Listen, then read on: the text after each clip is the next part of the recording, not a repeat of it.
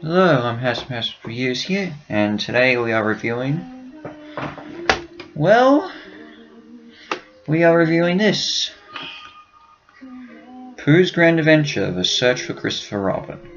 Now this right here is actually an old classic of mine from when I was younger. I used to watch this on VHS a lot when I was younger. It was probably one of my most viewed. Yeah, when you're 4 and 5 years old, Winnie the Pooh is sort of the thing you want to watch. And yeah, now obviously this isn't my original copy.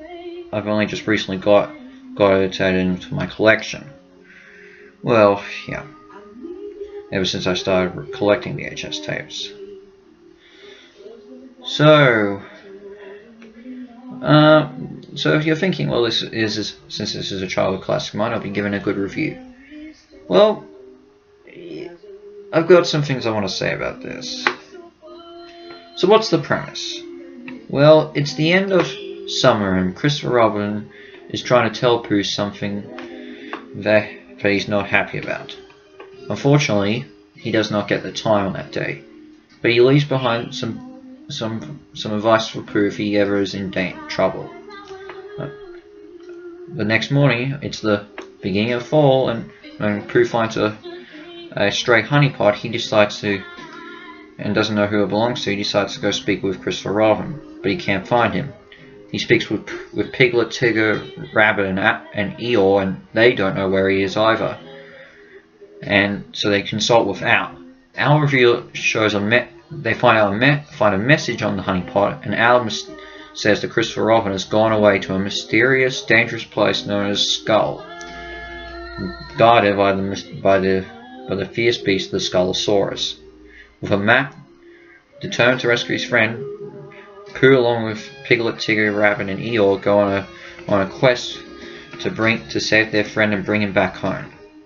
Along the way, they go through thorn bushes, dangerous cliffs, and of course the cave itself, all while being avoided by the Skullosaurus.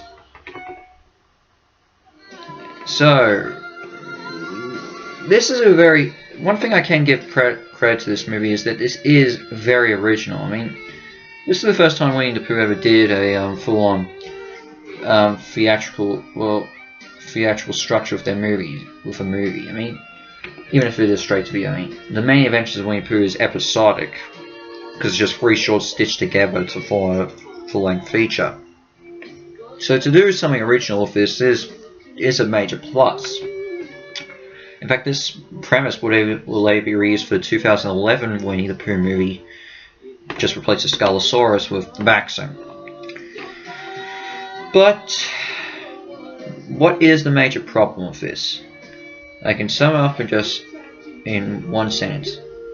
It's dark and its dark atmosphere and somber tone do not mesh well.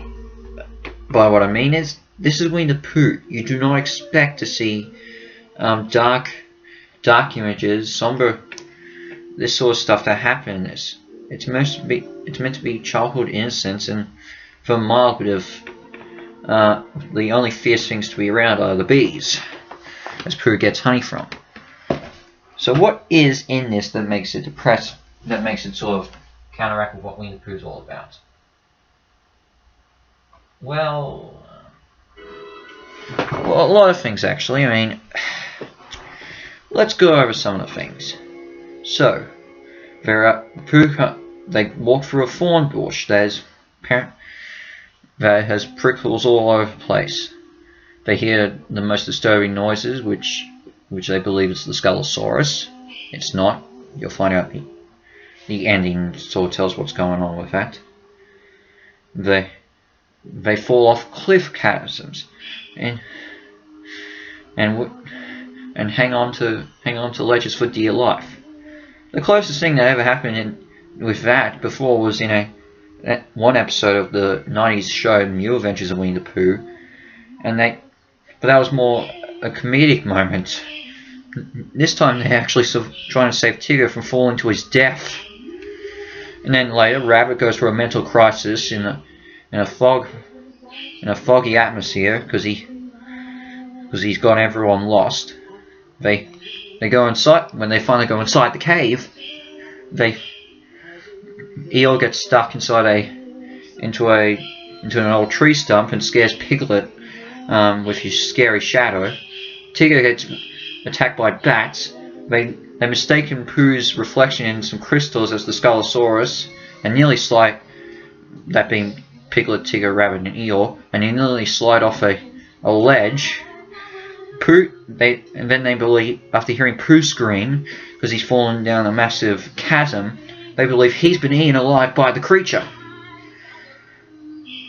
And then when in reality Pooh's now stuck in a bottomless pit with no way to get out, believing he's now lost all hope. And in fact, there's even a song where Pooh just gives up hope of ever seeing his best friend again.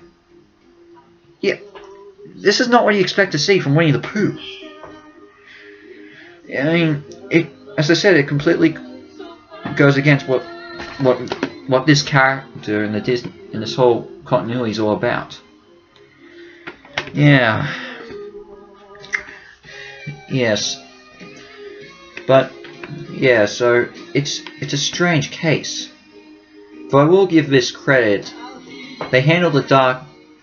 I think this is a much darker movie than what Christopher Robin, the live-action movie, ever turned out to be. Just to say. But because they do balance out the light and color, the dark and light moments with the colors and all that.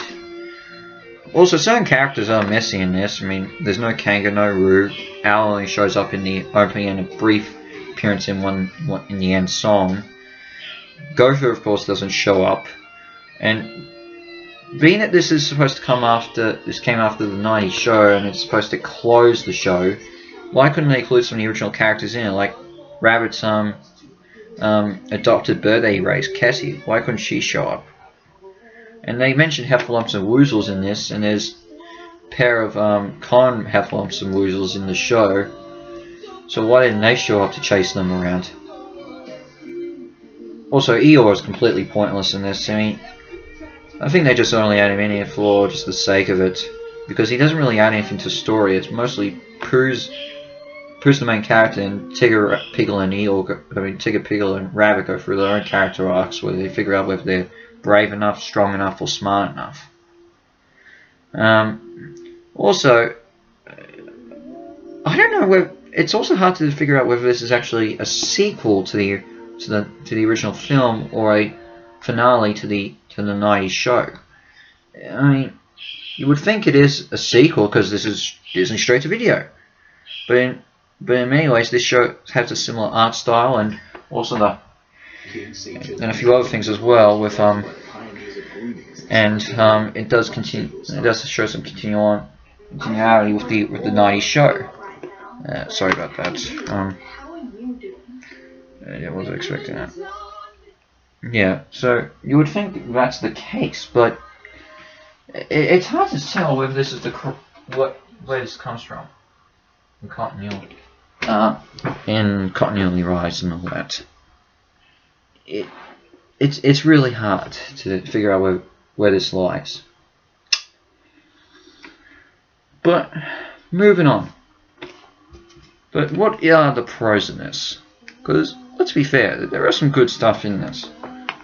Even though I said, as I said, I'm really grateful that they actually tried something new with this.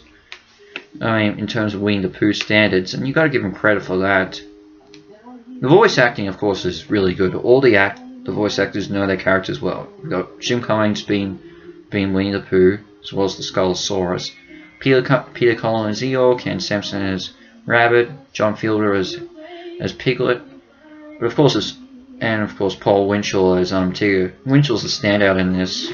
This was his last ever full-on time he voiced Tigger, and I mean he did do one. He did of course voice Tigger in a Walt Disney World attraction, and archive footage of him was used for a Christmas special released 2 years later. But for being a swan song, for pretty much a swan song for his role as Tigger, Winchell did a really good job, and in fact he got nominated for an award at the Annies. Yeah, Some of the songs in this are really good. Eventually There's a Wonderful Thing, the song Owl Sings, is a really catchy tune. Everything Is Right is alright, but can get weaker as the more times you hear it. And wherever you are, the song playing in the background, which is the song they use, which is sung of course by Pooh in the movie, but later sung as the end credits song by two other singers, is really good. In fact, I prefer the end credits song more. I'm surprised it even is from a Winnie the Pooh movie. Yeah, and the animation is still really good. All the characters look the way they should be, and the highlight is the Skull Cave when they actually go inside, because that's where some of the most originality is.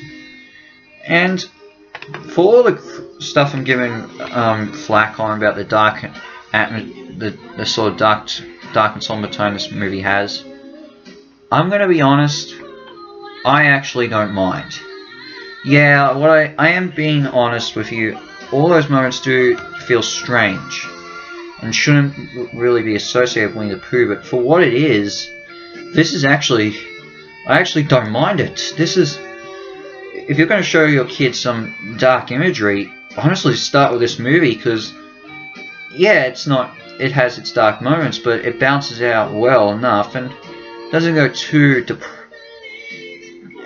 yeah, it goes darker than what you're supposed to believe with this subject matter, or this series, I should say, but for what it is, it ended up working out well.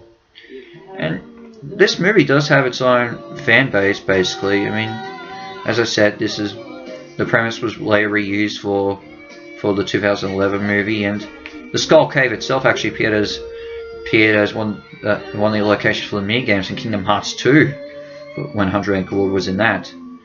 So it's clear that this has its own soft spot within the hearts of Disney, and it's got its fan base too. And I guess I'm sort of in that category too. I'm going to give us a 7 out of 10 stars. It's definitely one of the best direct-to-video sequels by far. Probably rank it right up there as with Buzz Lightyear, Star Command, and Bambi 2 and the Lion King sequels. Maybe also Aladdin 3. And yeah, I give it a good score. So what's next for my channel? Well, I'm not quite done with animation yet. I've got I think I've got about maybe 1 or 2 upcoming video reviews on them, on 2 animated stuff. One's made for television, one's not. One's theatrical, so yeah. Both are 2D animated, so yeah, but good news about that. And then I've got a bit of a plan, a couple of big ideas, including maybe doing a Wii game, a review of a Wii game, but we'll cross that bridge when we come to it.